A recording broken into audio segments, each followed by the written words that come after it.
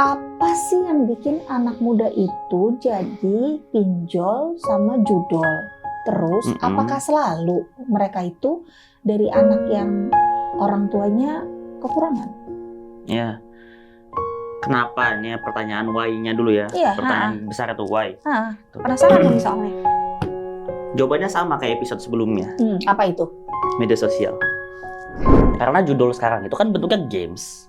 Oh iya bang. Loh, sekarang tuh bentuknya games. Misalnya nih kita buka aplikasi atau buka apa gitu kan suka ada iklannya tuh. Iya. Gitu, mainkan ini terus ada spinnya gitu, segini gitu, nanti bisa dicairkan lewat apa. Akhirnya kan, karena bentuknya kayak gitu orang kan jadi nggak terkesan ini bukan judi kok, gue main game. Pinjol, judol. Kalau Umi kan dulu mikirnya gini bang, yang kejerat itu tuh ibu-ibu, bapak-bapak kayak Umi yang beban hidupnya udah besar. Emang dia harus ngidupin anaknya, ya, istrinya, banyak lah ya. Gitulah bang gitu. Ya salah, tapi alasannya masih kuat. Tapi ternyata belakangan ini anak-anak muda juga banyak yang kejerat itu, mulai dari yang kuliah, bahkan SMA. Wallahualam kalau SMP Umi nggak tahu ya. Tapi kalau dari datanya ternyata ada juga yang judol ya kalau untuk anak SMP. Lagi-lagi abang kan udah banyak banget tuh gaul sama anak-anak seumuran abang lah. Apa sih yang bikin anak muda itu jadi pinjol sama judol? Terus apakah selalu mereka itu dari anak yang orang tuanya kekurangan? Ya, kenapa? Ini pertanyaan why-nya dulu ya. Iya, pertanyaan besar itu why. Penasaran dong soalnya. Jawabannya sama kayak episode sebelumnya. Apa itu? Media sosial. Maksudnya, tapi kan di sosmed kan nggak ada itu bang. Justru Gak orang flexing di sosial media itu targetnya adalah orang-orang menengah nanggung. Menengah ke bawah. Oh, menengah ke bawah. Iya dong. Kira menengah ke atas. Iya kan, yang komennya rata-rata menyiksa dompetku gitu. Dompetku menangis melihat konten ini gitu. Ya kan? Jiwa miskinku menjerit gitu jiwa ya. miskinku meronta-ronta ya kan. Itu kan berarti menggambarkan kondisi ekonomi viewersnya. Iya. So akhirnya viewersnya itu terinspirasi oleh konten itu untuk bisa mencapai achieve gitu kayak si konten itu. Karena apa, itu standar kebahagiaan. Jadi akhirnya karena pengaruh sosial media, padahal konten itu kan nggak real. Si konten kreator itu dia orangnya kayak gitu. Dia kan cuma pengen nunjukin apa yang pengen dia tunjukin, ya kan? Misal, siapa ya contoh paling gampangnya ya? Nah, Abi ngebangun branding di media sosial sebagai CEO Cinta Quran, sebagai ayah, sebagai apalah, banyak lah personal branding Abi gitu. Intinya unstoppable. Unstoppable. Pokoknya diringkas jadi unstoppable. Apakah Abi di real life-nya gitu harus selalu seperti itu? Enggak juga. Ada yang real life-nya Abi orang nggak tahu.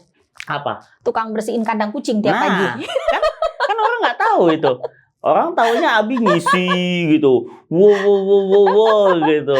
Nggak tahu kalau misalnya Abi juga ngelus-ngelus kucing, ya kan? Berjibaku dengan kotoran burung. Iya, Abi mompa-mompa air gitu kan, nyemprot-nyemprotin burung, lu pada tahu, ya kan? Nah, akhirnya balik lagi ke kesimpulannya bahwa sosial media itu adalah tempat di mana orang mau menunjukkan apa yang pengen dia tunjukkan. Etalase ya? Etalase gitu. Kayak abang pengen mulai orang kenal abang tuh bukan hanya sebagai anak UFK tapi sebagai seorang public speaker yang udah certified misalnya. Ya abang tunjukin itu. Tapi apakah abang di real life harus seperti itu? Ya enggak, abang di real life sebagai anak sekolahan biasa kayak siswa-siswa yang lain. Apakah seorang yang dia nunjukin kalau misalnya dia selalu belanjanya apa, LV, Calvin Klein misalnya gitu, atau misalnya dia naik mobil mewah, apakah dia selalu seperti itu? Bisa aja bareng minjem. Loh iya dong, banyak orang gitu. Gue minjem mobil lu ya buat gue bikin konten. Ya bisa dong, kayak gitu kan. Intinya dia pengen menunjukkan apa yang pengen dia tunjukkan. Ada pasangan muda kaya kan, dia punya anak satu tuh. Terus ini nih nikah muda yang pengen aku impikan. Gak usah abang sebut lah konten kreatornya. Nanti mungkin netizen sendiri yang bisa menyimpulkan. Karena pasangan muda nih Oh, ini nikah muda yang aku impikan. Apakah selalu kayak gitu? Ya kita nggak tahu real life-nya kayak gimana. Kalau bener alhamdulillah berarti ya itu rezekinya. Kalau enggak bahaya banget gitu. Untuk orang yang nontonnya. Akhirnya apa kan terobsesi. Racun ya. Nah, karena nggak bisa sampai hal itu kan, karena ya pemasukan normalnya, pemasukan halalnya kan nggak cukup tuh. Nah akhirnya bisa judi. Nah kan karena dia punya uang nih misal 20.000 di deposit jadi 200.000 atau bisa jadi 2 juta. Siapa yang nggak mau? Karena judul sekarang itu kan bentuknya games. Oh iya bang. Loh, sekarang tuh bentuknya games. Misalnya nih kita buka aplikasi atau buka apa gitu kan suka ada iklannya tuh. Iya. Gitu, mainkan ini terus ada spinnya gitu, segini gitu, nanti bisa dicairkan lewat apa. Akhirnya kan karena bentuknya kayak gitu orang kan jadi nggak terkesan ini bukan judi kok, gue main game gitu. Ini gue lagi trading. Padahal sebenarnya kalau misalnya ditelisik dalam nanti Umi sama Abi untuk bisa bahas lagi di next episode. Kalau sebenarnya itu judi gitu. Saya punya uang segini dan saya bertanding dengan pemain-pemain yang lain gitu, yang sama mengeluarkan uang yang sama. Tapi akhirnya satu uang itu yang banyak itu dikasih ke satu orang. Kan ada pemenangnya. Makanya ada namanya admin judol. Yang sekarang tuh lagi rame beritanya tuh di Kamboja. Banyak orang-orang Indonesia yang di Kamboja jadi admin judol. Yang banyak disiksa, yang banyak dieksploitasi, yang bahkan ada mati di sana gitu kan. Betul. Mungkin nanti teman-teman netizen semuanya bisa nonton juga ceritanya. Update juga abang. Nah gitu. Ya kan membahas konten kayak gini masa nggak update? Oh iya betul juga. Nah makanya kenapa ada adminnya gitu. Nah itu judol tuh, ya kan? Judi. Ya bentuknya games. Hah? Ada yang ikut gitu. Ada yang ikut gitu ya. Siapa yang nggak mau misalnya abang punya uang 200.000, berubah jadi 2 juta. Berubah jadi 2 juta. Ada yang lagi gacor nih misalnya nih, sampai dapat 50. Ada teman permainan, abang. Dia kayak gitu, dapat. Gitu. Ya siapa yang nggak mau? Uangnya banyak, bisa dipakai apa aja. Gitu. Terus sekarang apalagi pinjaman online. Iya. Ya kan? Karena ini kan judol tuh, judi online, kan pinjol. Ya, pinjaman online. Oke. Sebenarnya kalau misalnya menurut Umi pinjaman itu salah nggak sih? Pinjaman. Kalau minjam ya, ini bukan online-nya ya, ini pinjaman secara Islam ya. Pinjamannya. Minjam boleh secara Islam kalau untuk menuhin kebutuhan hidup bahkan bisa wajib hukumnya. Tapi akadnya tolong menolong. Betul. Oke. Sekarang faktanya adalah ketika kita minjem, kita harus ngebalikin kan? Iya. Dan ngebalikin itu kan ada bunga. Betul. Walaupun bunga rendah sampai 0,00 cicilan 1. bisa sampai 12 bulan kan? Atau cicilan bisa sampai seumur hidup. Ya, kan banyak tuh kalau misalnya teman-teman nonton YouTube kan. Inisial A lah. Inisial A, inisial K tuh. Nama aplikasinya. Ijo-ijo lah, ijo-ijo. Jangan kasih tahu namanya. Iya. Kita nggak mau endorse pinjol. Kita nggak mau endorse pinjol, kita endorse ala Nabi aja. Sama Xiaomi. Nah, pinjam dengan bunga 0,1%. Iya. Cicilan sampai 12 bulan gitu. Cuma jaminan KTP. Iya. Apakah itu boleh kan? Enggak kan? Gitu kan ada bunganya, haram. Dari sisi nggak boleh ya nggak boleh. Ya nggak boleh gitu. Serbuan dari sosmed itu yang bikin akhirnya anak-anak muda ya silau mata. Betul. Ya. Standar kebahagiaan gue tuh kayak gitu. Pokoknya gue kalau misalnya mau bahagia gue harus kayak gitu.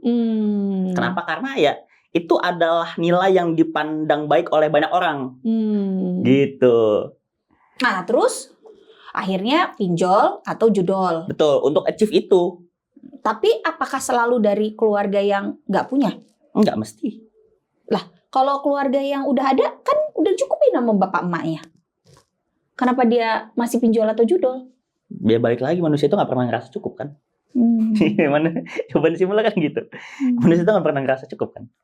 Padahal sebetulnya kalau dihitung-hitung lebih dari cukup untuk kebutuhan. Betul. Dan walaupun ya memang banyak kasusnya dari golongan menengah ke bawah, nggak menutup kemungkinan juga yang menengah atas juga ada yang kayak gitu. Dan ada kok. Gitu. Orang yang uang jajannya pun 2 juta per bulan bisa judol. 2 juta per bulan itu banyak loh Bang untuk anak SMA. Kenapa? Ya itu lagi. Keinginannya banyak. Ya kebutuhan ada, bukan keinginan. Kebutuhannya ada, keinginannya banyak. Nah, iya kan? Kebutuhan ada, keinginan banyak. karena nggak tercukupi, akhirnya ya nyoba. Yuk.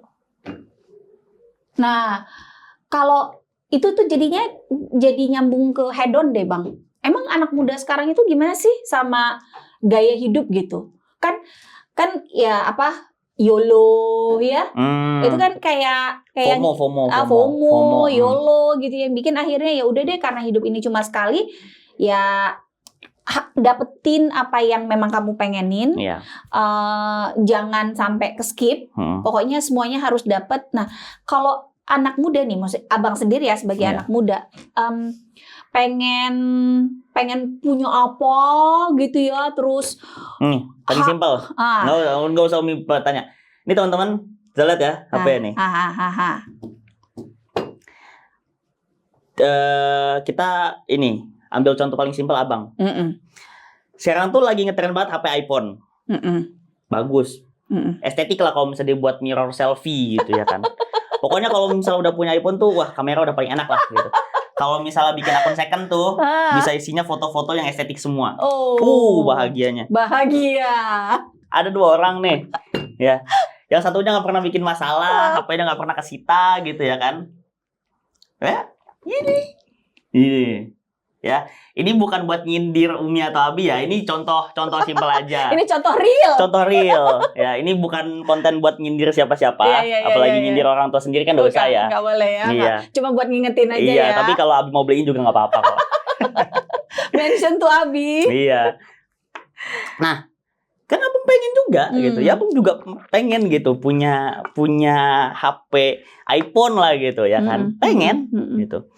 Nah, kalau misalnya Abang nggak paham, kan Abang bisa juga nempuh jalan pinjol, judol gitu. Kalau Umi Abi nggak kasih rambu.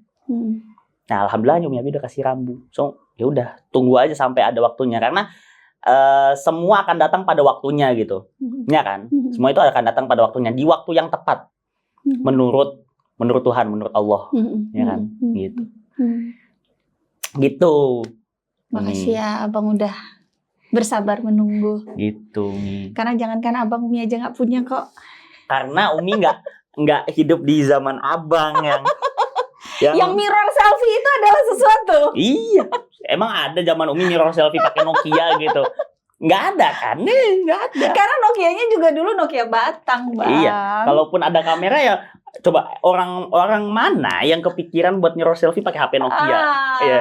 Coba tulis di komen orang mana yang kepikiran mirror selfie pakai Nokia, kan nggak ada.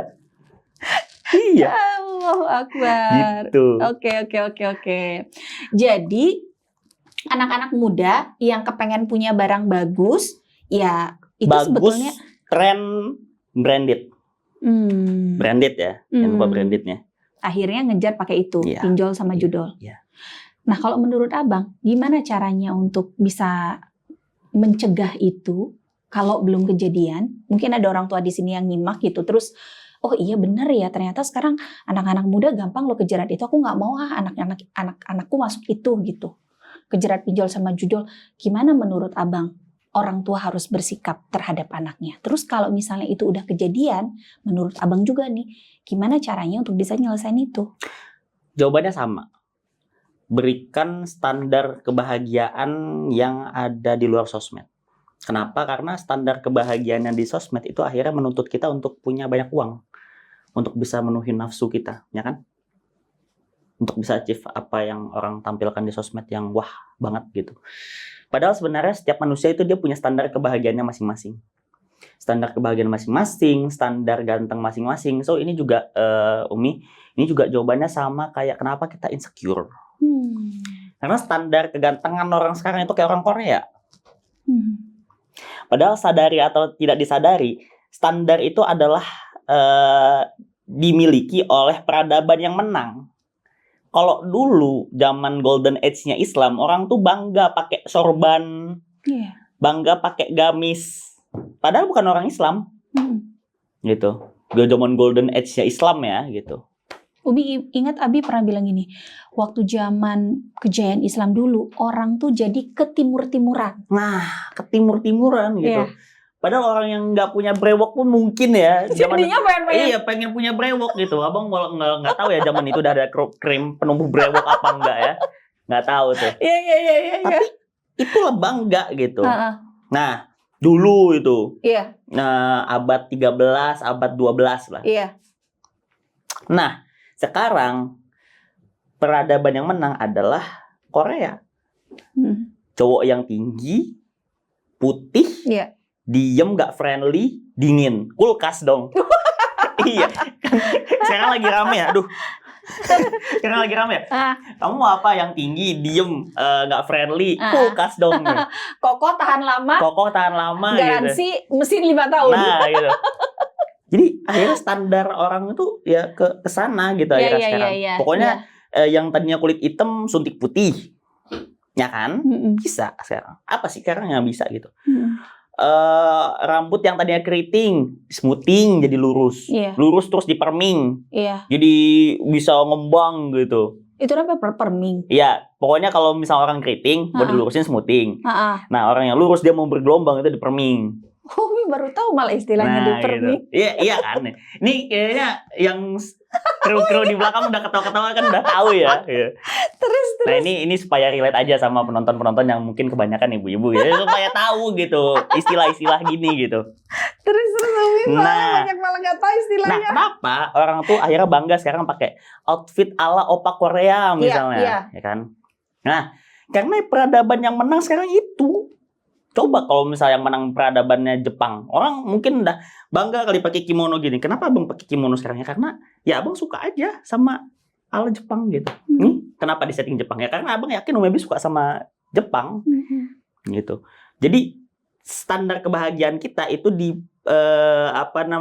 dilihat dari kita tuh berpatokan kemana? Iya. Iya. Negara-negara yang lagi jadi superpower sekarang ya. Gitu. Kenapa orang sekarang banyak ngelihat kita banyak ngelihat sekarang ada McDonald, Burger King di mana-mana ya karena junk food Amerika sekarang merajai. Coba kalau misalnya Indonesia yang merajai, ada pecel lele drive-thru misalnya di Tokyo kan nggak ada ya. Drive-thru pecel lele gitu kan nggak ada gitu. Nggak ada. Karena apa? Indonesia belum merajai gitu. Cilok di kaki lima New York belum ada. Nggak ada di Times Square tuh orang jualan cilok nggak ada gitu. Nah, jadi akhirnya orang tua juga harus bisa memahamkan anaknya akan standar kebahagiaan itu sejatinya seperti apa.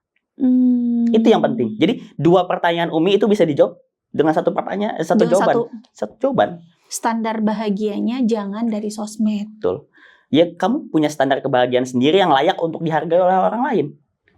Kita punya kebebasan untuk bisa menentukan mana standar kebahagiaan yang kita pengen. Gitu. Nah, masalahnya gini. Kalau standar kebahagiaan kita beda dengan orang lain akan menganggap kita aneh. Itu Bang.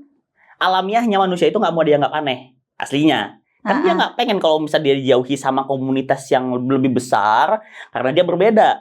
Alamiahnya kan emang kayak gitu. Betul. Manusia tuh kayak gitu. Dia nggak nyaman kalau dia sendiri. Dia nggak nyaman kalau dia dihujat, dikasih komentar negatif. Betul. Ya kan? Iya. Nah akhirnya itu memaksa orang yang tadi aku tuh sebenarnya nggak mau gini, tapi karena aku nggak mau beda, aku mau main aman aja, so aku ikutin aja. Nah, jadi gitu. Nah kalau abang sendiri? Atau kita gini deh, jangan terlalu strict deh Umi. Kita bahasnya jangan terlalu strict, yang A, yang B, yang C. Kita kadang memang harus juga bisa ngikutin tren-tren yang ada. Karena nggak semuanya buruk. Betul. Tapi harus dalam penguasaan kita, penguasaan finansial kita. Misalnya, abang punya uang 400 ya. Abang mampunya cuma beli baju Uniqlo aja. Bukan beli baju, jaket LV misalnya gitu. Enggak. Ya. Abang beli baju Uniqlo karena abang tahu itu sekarang lagi model-modelnya outfit kayak gitu, gitu. Tapi abang belum mampu untuk beli yang lebih high class lagi. Gitu. Jadi jangan terlalu strict juga gitu. Tapi juga jangan jadi orang yang terlalu hedon gitu. Jadi kacamata kita tuh bersih buat ngelihat itu semuanya. Kita nggak jadi orang yang terlalu hedon, tapi juga kita bukan jadi orang yang udik. Nah, itu kan ideal jadinya. Menurut abang ideal gitu kayak gitu nih. Nah, kalau menurut Umi gimana? Nah, yang abang rasain cara Abi atau cara Umi menginstal abang dengan standar bahagia gimana? Umi Abi itu tetap ngasih misalnya deh, contoh paling simpel, kita pakai contoh aja ya. Umi Abi tetap kok beliin abang fashion yang bagus gitu. Karena Pas ada ada kan orang tua rezekinya. yang nggak perhatiin fashion anaknya. Abi kan bawel banget. Bang, itu rambut cukur gitu. Bang, itu jerawat udah banyak banget gitu. Walaupun Abi sebenarnya nggak pernah ngasih duit buat ini ya, buat keperawatannya. Pakai uang abang sendiri kan. Allahu Akbar, Abi, kamu dimention lagi sama anakmu. Kan tapi itu bentuk perhatian kan gitu. Jadi nggak pengen kelihatan anaknya tuh jelek di mata orang lain gitu. Dibeliin baju, dibeliin sepatu 1 juta plus gitu kan. Itu kan bentuk Kalau pas lagi ada rezeki. Iya, pas lagi ada rezeki kan itu berarti bentuk bukan orang yang ngikutin tren. Tapi itu kemampuan Abi, kemampuan Umi Abi buat ngebeliin abang itu. Kalau abang punya uang, kan Umi Abi nggak pernah ngelarang kalau misalnya abang mau beli barang-barang yang mungkin harganya agak mahal gitu, selama abang mampu. Kan prinsip Abi, selama nggak mampu tahan. Kalau mampu beli, nggak boleh ngutang. Rumah, mobil kan? Ya nggak Umi? Iya. Nggak boleh ngutang. Kalau ada beli, nggak ada tahan. Selesai. Itu. Jadi ya itu, balik lagi kacamata kita tuh bersih ngelihat tren-tren yang ada di dunia ini gitu. Jadi kalau misalnya kita mampu ya silahkan gitu. Kalau kita nggak mampu ya jangan. Gitu nih. Ya gimana? Mantap jawabannya. Mantap ya. Nggak nyangka Umi. Pandai anak Umi rupanya. Loh. Nah ini juga balik lagi, jawaban anak itu tergantung apa yang dididik sama orang tuanya. Oh gitu. Nah itu kayak teko itu. Gak mungkin kan tekonya isinya susu. Oh, karena dia isinya air putih. Iya. Kalau isinya susu, Pak Tarno yang bisa ngelakuin itu. Nah, nggak masuk abang, nggak masuk. Oh, nggak masuk. Nggak tahu abang Pak Tarno yang masuk. Tuh kan, jadi nggak relate sama anak muda. Abang taunya pesulap merah. Oh iya, beda, memang beda. Itu. Nanti kita ngobrol soal si Gen Z tadi. Abang bilang dia manusia yang sebetulnya bisa diandalkan. Jangan anggap remeh sama kami anak-anak Gen Z. Oke, nanti kita ngobrol soal itu.